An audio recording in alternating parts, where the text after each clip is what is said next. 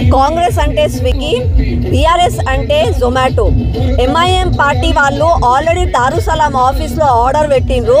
ఒకవేళ ఈసారి Jubilee hills ప్రజలు గిట ఇక్కడ బీఆర్ఎస్ కానీ కాంగ్రెస్ కానీ అభ్యర్థిని గెలిపిస్తే పార్సల్ సీదా తీసుకుపోయి దారుసలాం ఆఫీస్లో ఓవైసీ చేతిలో పెడతారు.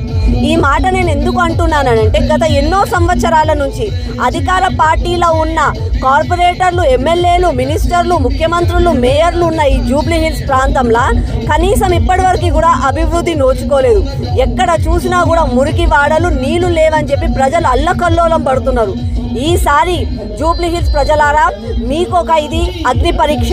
నేను ఈ మాట ఎందుకు అంటున్నానంటే ఎంఐఎం చేతిలో ఉన్న డిఎన్ఏగా అంటే 7 సీట్లు ఎట్లాగైతే ఉన్నాయో అదే డిఎన్ఏలా ఈ మురికివాడలో జూబ్లీ హిల్స్ని మార్చుకుంటారా, లేదంటే బీజేపీ డిఎన్ఏ అయిన అభివృద్ధి, ప్రజా సంక్షేమాన్ని గెలిపించి బీజేపీ అభ్యర్థి లంకాల దీపక్ని భారీ మెజారిటీతో గెలిపించి ఎంఐఎం కబంధ హస్తాల నుంచి ఈసారి జూబ్లీ హిల్స్ని కాపాడుకొని మన భవిష్యత్తుని, మన తెలంగాణని కాపాడతారా అన్నది మీ చేతులలో ఉంది.